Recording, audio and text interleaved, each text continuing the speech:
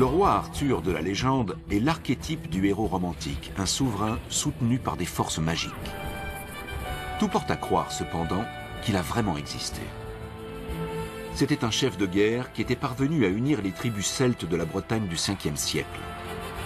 Peu importe qu'il se soit ou non réellement appelé Arthur, il est très probable que Geoffrey de Monmouth s'est inspiré de récits populaires rapportant les exploits d'un vrai roi des temps anciens.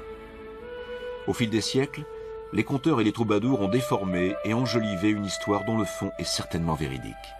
Certains ont même prétendu que le roi Arthur n'était pas vraiment mort, mais qu'il dormait quelque part dans une grotte.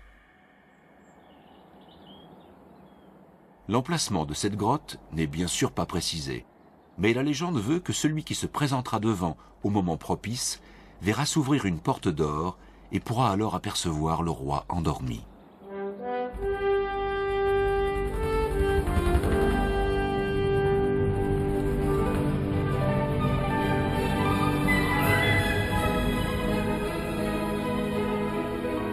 Une histoire à dormir debout, me direz-vous.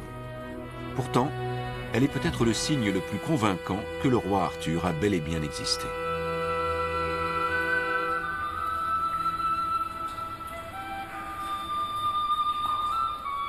Des histoires du même genre circulent un peu partout en Europe sur tel roi ou tel empereur censé être immortel. Frédéric Barberousse, par exemple, dort dans une montagne de Thuringe en Allemagne. D'autres attendent leur heure, quelque part dans une grotte. Il semble bien que ce type de légende concerne toujours des personnages ayant existé, jamais des créatures de contes de fées. Le fait qu'elle s'applique aussi au roi Arthur plaide en faveur de la thèse selon laquelle il a vraiment existé.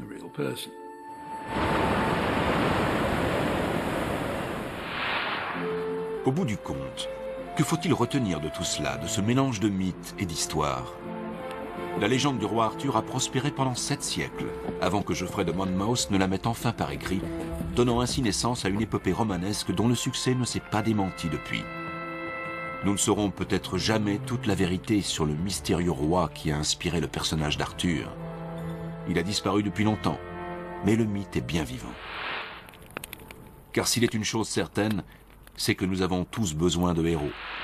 Et Arthur en est un depuis des siècles.